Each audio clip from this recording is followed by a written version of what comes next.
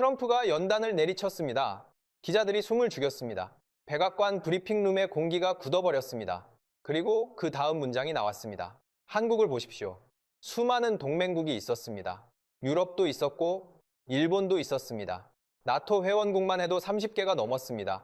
그런데 트럼프는 그 모든 나라를 건너뛰고 한국을 콕 집었습니다. 왜 하필 한국이었을까요? 저는 30년간 국제정치를 연구하면서 이 질문을 수천 번 던졌습니다. 그리고 마침내 답을 찾았습니다. 그 답이 예상치 못한 곳에 있었습니다. 트럼프의 분노 속에, 그리고 평택 경납고의 새벽 5시에 저는 에단 콜린스입니다. 캐나다 토론토에 있는 국제전략연구소에서 30년간 북미 정치와 동북아 세력 균형을 연구해 왔습니다. 워싱턴의 권력 이동을 수없이 지켜봤고 정권이 바뀌고 정책이 뒤집히는 모습을 분석해 왔습니다. 미국의 외교 언어가 어떻게 작동하는지, 대통령의 분노 뒤에 어떤 계산이 숨어 있는지를 읽어내는 게 제 일이었습니다. 그런데 2026년 2월의 그날은 달랐습니다. 평소처럼 커피를 들고 뉴스를 보고 있었는데 화면이 갑자기 붉게 물들었습니다. 속보였습니다. 민주당 고위의원의 입에서 나온 말이 화면을 가득 채웠습니다. 트럼프를 당장 막아야 한다. 권한을 중단시켜야 한다. 그리고 더 충격적인 말이 나왔습니다. 수정헌법 25조를 검토해야 한다. 한 상원 의원의 공식 발언이었습니다. 저는 잠시 커피잔을 내려놓았습니다. 30년을 이 일을 해왔는데 미국 대통령에게 이런 말이 나온 건 처음이었습니다. 수정헌법 25조는 대통령이 정신적으로 직무를 수행할 수 없다고 판단될 때 강제로 물러나게 하는 조항입니다. 미국 정치 역사에서 이 조항이 진지하게 거론된 건 손에 꼽을 정도였습니다. 그것도 이름 있는 상원 의원의 공식 발언으로 방송국마다 긴급 뉴스를 쏟아냈습니다. 정치 전문가들이 스튜디오로 급히 소집됐고 백악관 앞엔 수천 명이 몰려들었습니다. 손에 피켓을 들고 외쳤습니다. 경찰 버스가 줄지어 섰고 헬기가 상공을 맴돌았습니다. 밤이 돼도 시위대는 흩어지지 않았습니다. 영국 BBC가 긴급 특집을 내보냈습니다. 독일 공영방송이 전문가 패널을 긴급 소집했죠. 일본 NHK는 생중계를 시작했습니다. 미국이 흔들리고 있다. 외신들이 일제히 보도했습니다. 동맹국 정상들이 긴급 회의를 소집했고 세계 경제가 요동쳤습니다. 저는 30년간 이런 광경을 본 적이 없었습니다. 미국은 항상 안정적이었습니다. 권력 이양이 평화롭게 이루어지는 나라였죠. 정치적 혼란이 있어도 시스템이 작동했습니다. 그런데 지금은 달랐습니다. 시스템 자체가 흔들리고 있었습니다. 대통령과 의회가 정면 충돌했습니다. 국민이 거리로 쏟아져 나왔습니다. 그리고 나흘째 되는 날이었습니다. 트럼프가 백악관 브리핑룸에 나타났습니다. 기자들이 숨을 죽이고 지켜봤습니다. 그는 분노로 일그러진 얼굴이었습니다. 나는 미국을 위해 싸우고 있다. 그가 연단을 내리쳤습니다. 적들은 나를 막으려 하지만 실패할 것이다. 목소리가 떨렸습니다. 그리고 갑자기 분위기가 바뀌었습니다. 우리 동맹국들을 보십시오. 트럼프가 말했습니다. 우리가 지켜주는 나라들 말입니다. 기자들이 긴장했습니다. 미국이 싸울 때 그들은 어디 있었습니까? 저는 소름이 돋았습니다. 분노를 외부로 돌리기 시작했습니다. 전형적인 정치 전술이었습니다. 내부의 위기를 외부의 적을 향한 분노로 돌리는 것. 30년간 수도 없이 봐온 패턴이었습니다. 하지만 다음 순간 모두가 얼어붙었습니다. 한국을 보십시오. 트럼프가 말했습니다. 우리가 70년간 지켜준 나라입니다. 카메라 플래시가 터졌습니다. 그런데 지금 우리를 돕고 있습니까? 그의 목소리가 높아졌습니다. 미국이 필요할 때 그들은 침묵하고 있습니다. 감사할 줄 모르는 겁니까? 브리핑룸에 정적이 흘렀습니다. 단 1초였습니다. 그리고 카메라 플래시가 다시 일제히 터지기 시작했습니다. 5초 만에 백악관 공식 SNS에 발언 클립이 올라왔습니다. 30초 만에 CNN 자막이 바뀌었습니다.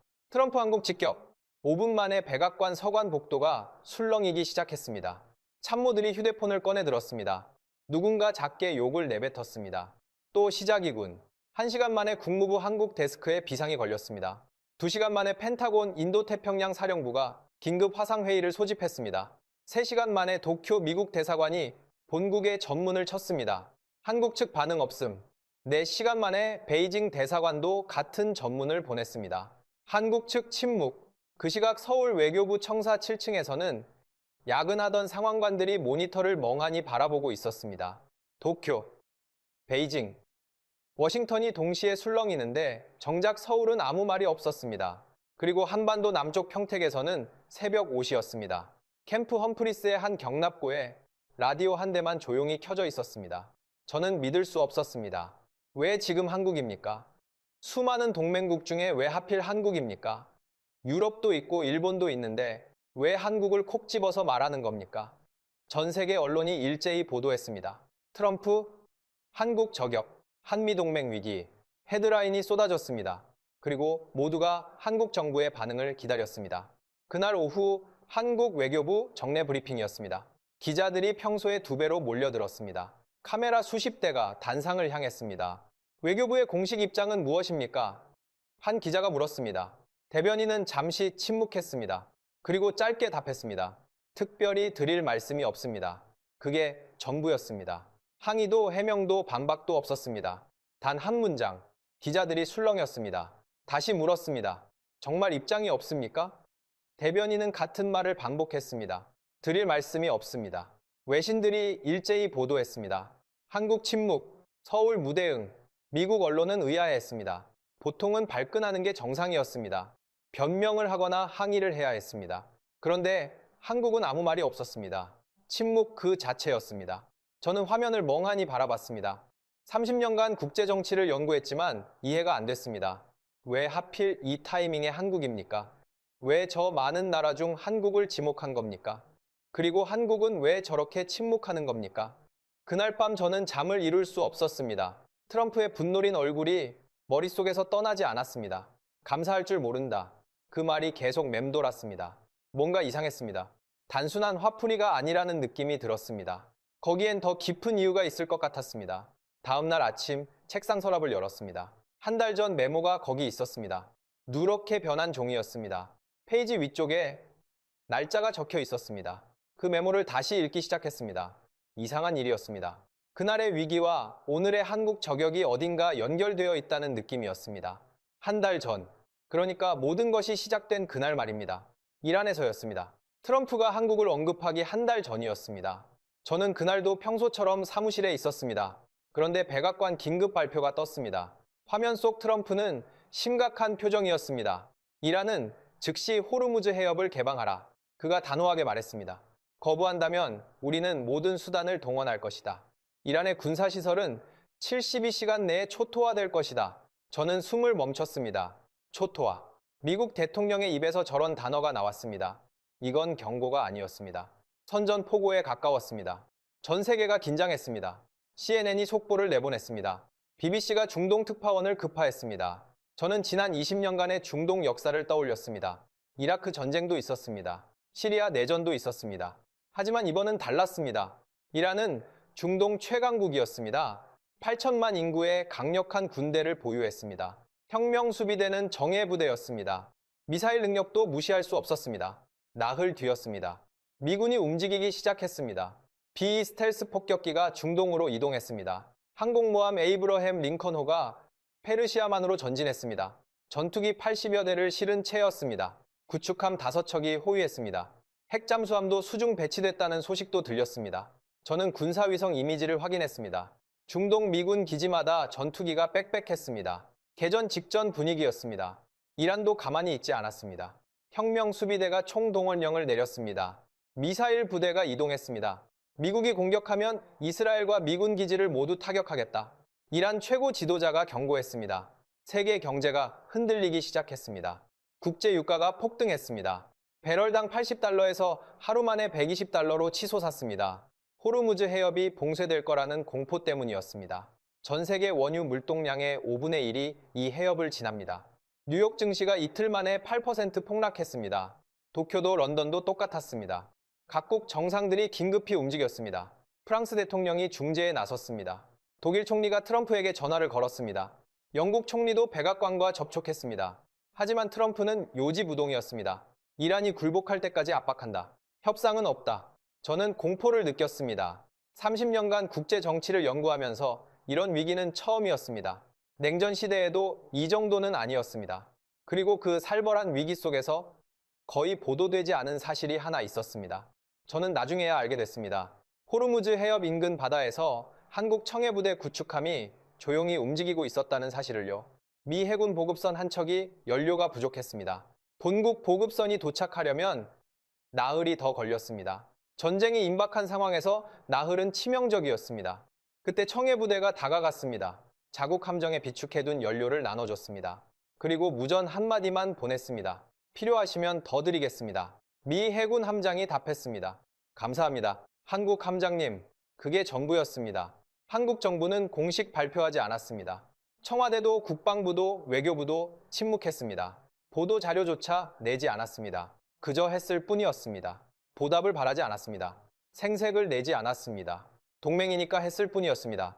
미 해군 내부 보고서에만 짧게 기록됐습니다. 한국 측 지원 즉시, 조건 없음, 단 한 줄이었습니다. 저는 이 사실을 알고 한참을 멍하니 있었습니다. 한국은 말하지 않습니다. 그저 합니다. 그리고 미국은 그걸 알고 있었던 겁니다. 그래서 트럼프의 협박이 더 이상했던 겁니다. 받은 게 있는데 왜 협박합니까? 며칠 뒤 청와대 정례 브리핑이 있었습니다. 한 외신 기자가 손을 들었습니다. 호르무즈에서의 지원에 대해 미국이 감사를 표했습니까? 청와대 대변인은 잠시 미소를 지었습니다. 그리고 답했습니다. 다음 질문 받겠습니다. 그게 전부였습니다. 또 침묵이었습니다. 외신들이 다시 한번 술렁였습니다. 한국은 자랑조차 하지 않았습니다. 받았는데 받았다. 말하지 않고 줬는데 줬다 말하지 않는 나라. 그런 나라였습니다. 전쟁은 눈앞까지 와 있었습니다. 72시간 최후 통첩 시한이 다가왔습니다. 저는 화면을 뚫어지게 바라봤습니다. 폭격 90분 전이었습니다. 전 세계가 숨을 죽이고 있었습니다. 펜타곤은 최종 공습 명령을 기다리고 있었습니다. 비폭격기 조종사들이 헬멧을 썼습니다. 그런데 갑자기 화면이 바뀌었습니다. 긴급 속보. 아나운서가 다급하게 말했습니다. 백악관에서 발표가 있습니다. 백악관 대변인이 연단에 섰습니다. 표정이 굳어 있었습니다. 기자들이 술렁였습니다. 대통령께서 결정하셨습니다. 그가 천천히 말했습니다. 이란에 대한 군사작전을 중단합니다. 저는 귀를 의심했습니다. 중단한다고요? 90분 남았는데 중단한다는 겁니까? 기자들이 일제히 손을 들었습니다. 세계는 안도의 한숨을 쉬었습니다. 증시가 반등했고 유가가 급락했습니다. 하지만 저는 이상함을 느꼈습니다. 뭔가 맞지 않았습니다. 트럼프는 절대 물러서지 않겠다고 했습니다. 이란을 굴복시킨다고 공언했습니다. 그런데 갑자기 왜 멈춘 겁니까? 언론도 같은 의문을 품기 시작했습니다. 트럼프, 왜 물러섰나? 워싱턴 포스트가 분석 기사를 냈습니다. 전문가들이 패널에 나왔습니다. 트럼프가 겁먹은 것 같다. 한 전직 국방장관이 말했습니다. 동맹국들이 반대했을 것이다. 또 다른 전문가가 분석했습니다. 결국 못한 거 아니냐? 소셜미디어에 조롱이 쏟아졌습니다. 허세만 부린 거다. 트럼프 합성 사진이 퍼졌습니다. 지지율이 42%에서 38%로 하락했습니다. 트럼프 체면 추락, 언론이 연일 보도했습니다. 저는 그의 표정을 분석했습니다. 백악관 행사에 나온 트럼프는 굳어 있었습니다. 평소처럼 웃지 않았습니다. 기자 질문을 받지 않았습니다. 그는 분노하고 있었습니다. 3일 뒤였습니다. 백악관 내부 소식통이 언론에 말했습니다. 대통령이 경로하고 있다. 익명의 관계자가 전했습니다. 동맹국들이 우리를 배신했다고 말하고 있다. 저는 소름이 돋았습니다. 동맹국을 탓하기 시작했다는 겁니까? 또 다른 소식통이 말했습니다. 대통령이 계속 묻고 있다고 했습니다. 미국이 싸울 때 동맹들은 뭐 했냐고, 왜 우리만 나서야 하냐고. 패턴이 보이기 시작했습니다. 트럼프는 책임을 전가할 대상을 찾고 있었습니다. 자신의 체면 추락을 설명할 이유가 필요했습니다. 희생양이 필요했습니다. 그리고 일주일 뒤였습니다. 트럼프가 백악관 브리핑룸에 나타났습니다. 바로 그 자리였습니다. 한국을 언급한 바로 그 순간 말입니다. 저는 그제야 이해했습니다. 왜 그가 한국을 지목했는지를요. 이란 실패 이후 분노를 쌓아왔던 겁니다. 책임을 돌릴 대상을 찾고 있었던 겁니다. 그리고 한국을 선택한 겁니다. 하지만 왜 하필 한국이었을까요? 일본도 있고 독일도 있고 프랑스도 있는데요. 저는 노트에 적었던 분석을 다시 봤습니다. 트럼프의 체면 추락, 분노, 한국 지목, 모든 것이 결과였습니다. 결과만으로는 아무것도 설명되지 않았습니다. 원인은 더 깊은 곳에 있었습니다. 표면이 아니라 지층에 있었던 겁니다. 저는 다시 지도를 펼쳤습니다. 이번에는 다른 각도로 봐야 했습니다. 책상 앞에 앉았습니다. 뭔가 놓친 게 있다는 느낌이 들었습니다. 단순한 화풀이가 아니라는 직감이 왔습니다. 강대국은 아무데나 화풀이하지 않습니다. 의미 없는 곳에 시간을 쓰지 않습니다. 중요하지 않은 상대는 언급조차 하지 않습니다. 그렇다면 한국은 뭔가 특별한 겁니까? 저는 자료를 꺼내기 시작했습니다. 한미동맹 문서를 펼쳤습니다. 주한미군 배치도를 확인했습니다. 펜타곤 보고서를 찾았습니다. 국방부 전략 문서를 읽었습니다. 밤이 깊어갔습니다. 커피를 여러 잔 마셨습니다. 창밖은 어두웠습니다. 그리고 저는 발견했습니다. 놀라운 사실을 말이죠. 그 시각 평택이었습니다. 캠프 험프리스 제3경납고 새벽 5시 12분이었습니다. 김성환 반장은 평소처럼 출근해 있었습니다. 60대 초반, 30년 경력의 한국인 항공정비 반장이었습니다. 미군 헬기 전기를 맡는 한국 측 책임자였습니다. 그의 손은 늘 기름때로 까매져 있었습니다. 손가락 마디는 굵었습니다. 30년이 새겨진 손이었습니다. 경납고 한쪽에는 낡은 라디오가 켜져 있었습니다. 한국어 뉴스 채널이었습니다. 아나운서의 목소리가 흘러나왔습니다. 트럼프 미국 대통령이 한국을 직접 거론하며 강도 높게 비판했습니다. 한국이 감사할 줄 모른다고 김 반장은 듣고 있었습니다. 하지만 손은 멈추지 않았습니다. 헬기 로터 블레이드를 점검하는 손길이 일정했습니다. 옆에서 후배 정비공이 붙었습니다. 반장님, 저게 말이 됩니까? 우리가 뭘 어쨌다고? 김 반장은 천천히 고개를 들었습니다. 아무 말도 하지 않았습니다. 그저 후배의 어깨를 한번 두드렸을 뿐이었습니다. 그리고 다시 손을 움직였습니다. 점검표에 체크 표시를 하나 그었습니다. 미군 부대 안에서 한국인이 미국 대통령의 한국 비난을 들었습니다. 일반인이라면 분노했을 겁니다. 항의했을 겁니다. 하지만 김 반장은 달랐습니다. 그는 그저 일을 했습니다. 헬기 한 대가 그날 출격할 예정이었으니까요. 그것이 우선이었으니까요. 저는 나중에 이 장면을 들었습니다. 한 미군 장교가 회고록에서 적었습니다. 그날 새벽 나는 경납고를 지나갔다. 한국인 정비 반장이 일하고 있었다.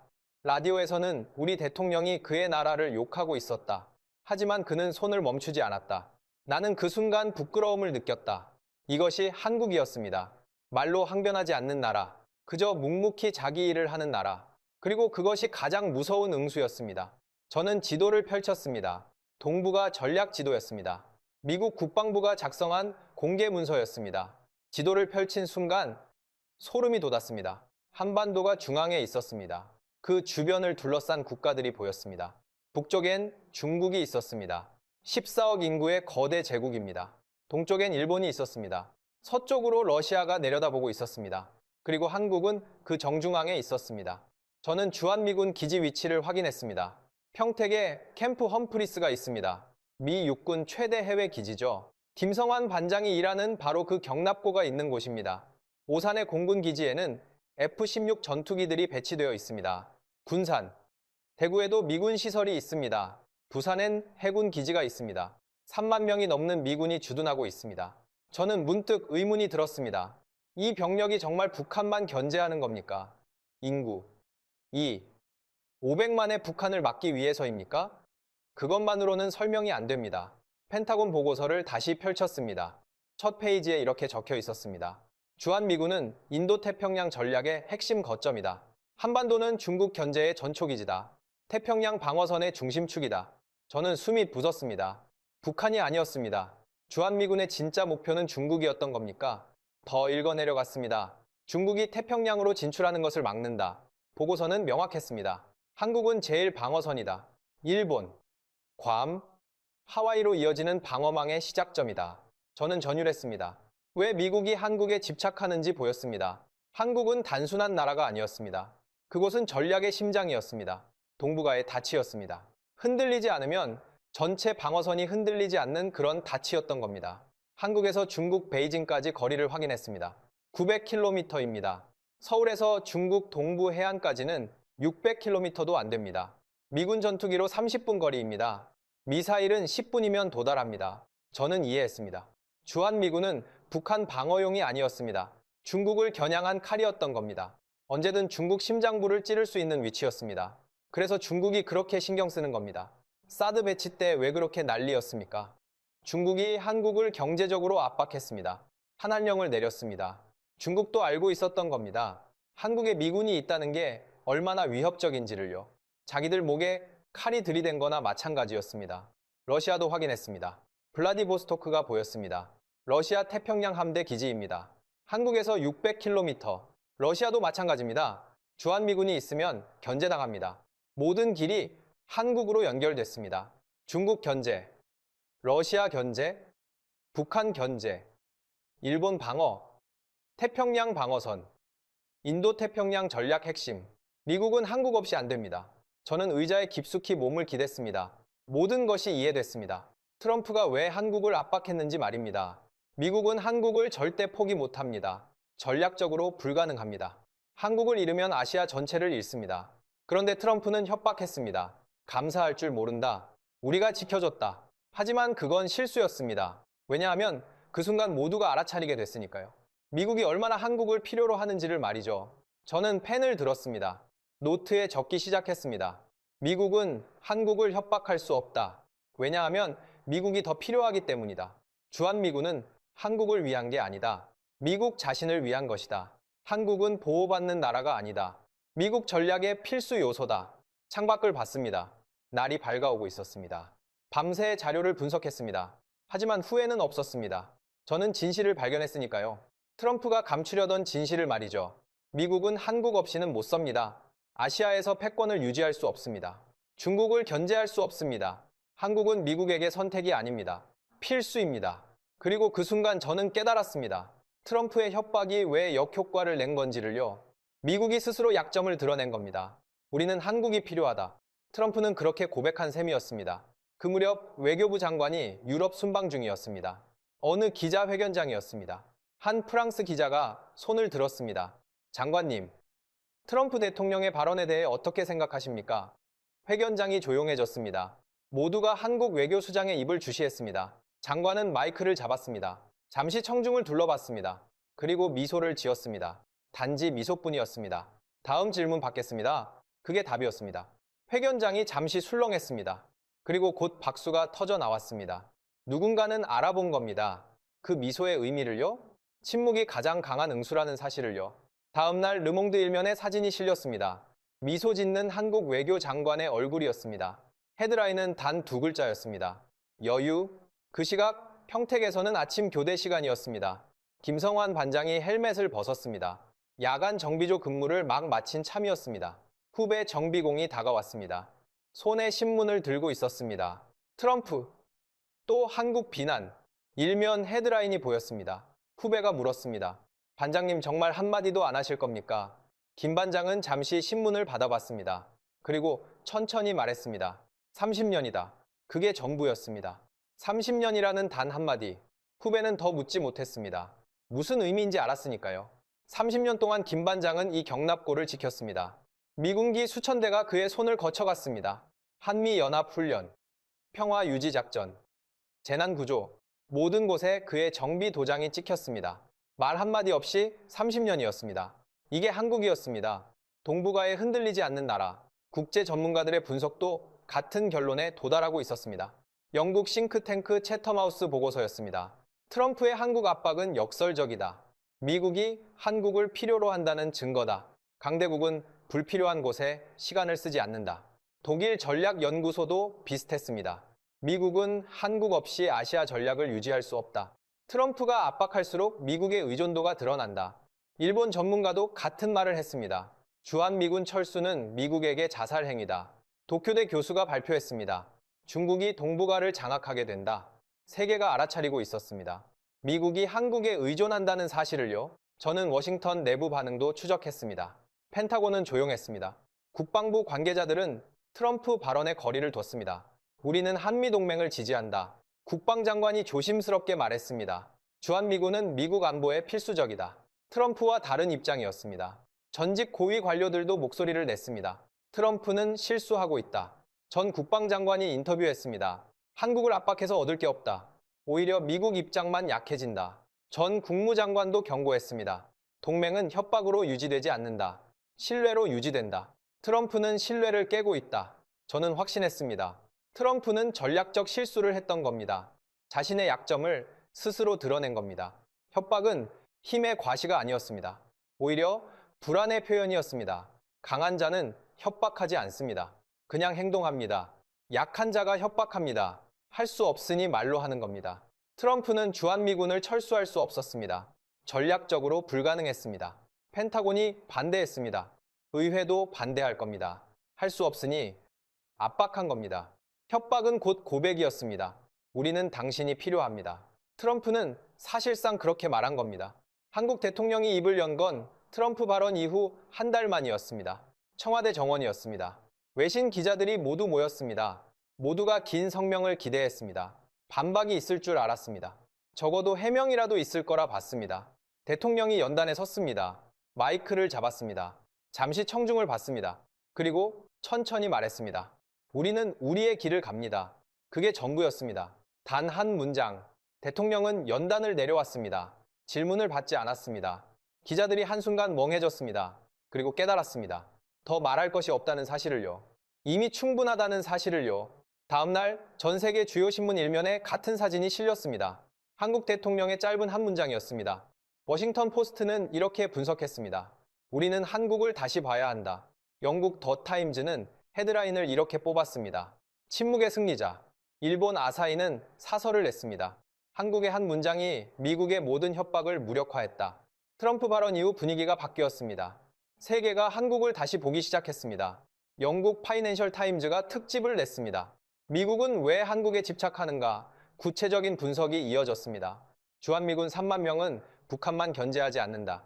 중국, 러시아를 동시에 압박하는 전략 거점이다. 한국 없이 미국의 인도태평양 전략은 무너진다. 독일 슈피겔도 움직였습니다. 한반도, 세계 전략의 중심, 커버 스토리였습니다. 미국이 70년간 한국을 지켜온 이유가 있다. 기사는 분석했습니다. 자신들을 위해서였다. 워싱턴에서 세미나가 열렸습니다. 싱크탱크들이 공동 주최했습니다. 주제는 한미동맹의 재정에 전직 국무장관이 연단에 섰습니다. 우리는 한국을 과소평가했다. 그가 인정했습니다. 보호해줘야 할 나라로만 봤다. 하지만 틀렸다. 청중이 숨죽이고 들었습니다. 한국은 이제 우리와 대등한 파트너다. 그가 계속했습니다. 경제 규모 세계 12위다. 방산 수출 세계 9위다. K-팝은 전 세계를 휩쓸었다. 박수가 터져 나왔습니다. 전직 국방장관도 발언했습니다. 주한미군은 한국만을 위한 게 아니다. 그가 말했습니다. 우리 자신을 위한 것이다. 한국이 우리를 받아주는 것에 감사해야 한다. 회장이 술렁였습니다. 미국 고위 권류의 입에서 이런 말이 나온 겁니까? 받아준다는 표현을 쓴 겁니까? 패러다임이 바뀌고 있었습니다. K 전차 폴란드 수출에는 알려지지 않은 이야기가 있었습니다. 계약 규모는 수백억 달러였습니다. 하지만 진짜는 납기였습니다. 폴란드는 우크라이나 전쟁 때문에 당장 전차가 필요했습니다. 보통 수출 납기는 5년이었습니다. 그런데 한국은 약속했습니다. 1년 안에 인도하겠습니다. 모두가 불가능하다고 했습니다. 한국 방산업체 노동자들은 야간 교대를 자청했습니다. 24시간 생산 라인이 돌아갔습니다. 추석 연휴에도 공장 불이 꺼지지 않았습니다. 한 50대 용접공이 인터뷰에서 말했습니다. 우리가 만든 전차가 우크라이나를 도울 수 있다면 그거면 됐습니다. 그는 보너스를 더 받지 않았습니다. 명예도 바라지 않았습니다. 그저 일했을 뿐이었습니다. 약속한 1년 안에 K 전차 첫 인도분이 폴란드에 도착했습니다. 폴란드 국방장관이 직접 기자회견을 열었습니다. 한국은 약속을 지키는 나라다. 그가 말했습니다. 이것이 동맹이다. 그날 한국 방산 노동자들은 평소처럼 출근했습니다. 자축 행사도 없었습니다. 다음 납기를 준비하고 있었습니다. 이게 한국이었습니다. 말하지 않고 행동하는 나라, 자랑하지 않고 지키는 나라. 유럽에서도 움직임이 있었습니다. 브뤼셀 유럽연합본부였습니다. 외교안보회의가 열렸습니다. 한국과의 협력을 강화해야 한다.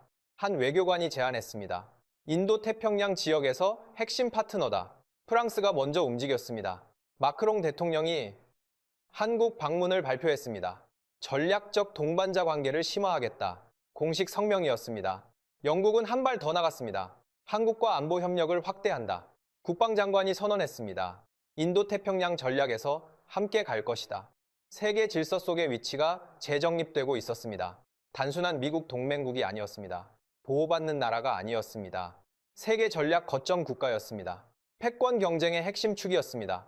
저는 이 모든 변화를 지켜보며 반성했습니다. 나는 한국을 과소평가했습니다. 30년간 국제정치를 연구하면서도 몰랐습니다. 한국이 얼마나 중요한지를요. 세계 질서에서 어떤 위치인지를요. 한국은 작은 나라가 아니었습니다. 낀 나라는 더욱 아니었습니다. 세계가 필요로 하는 나라였습니다. 경제력으로 세계 12위입니다. 반도체, 배터리, 조선에서 세계 1위입니다. 문화 콘텐츠는 전 세계를 사로잡았습니다. 군사력도 무시할 수 없습니다. K 전차, K9 자주포가 세계 시장을 휩쓸었습니다. 폴란드가 대량 구매했고 호주, 노르웨이도 한국 무기를 삽니다.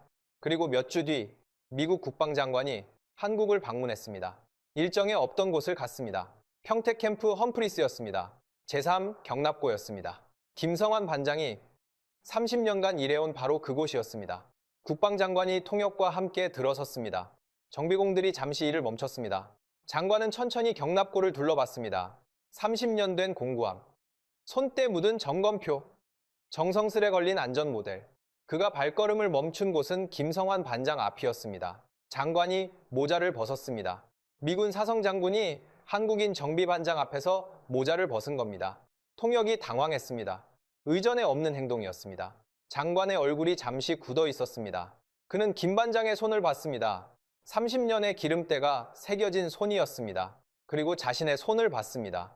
깨끗한 손이었습니다. 장관은 눈을 잠시 감았습니다. 무언가를 삼키는 듯한 표정이었습니다. 장관이 입을 열었습니다. 통역을 통하지 않았습니다. 어색한 한국어였습니다. 감사합니다.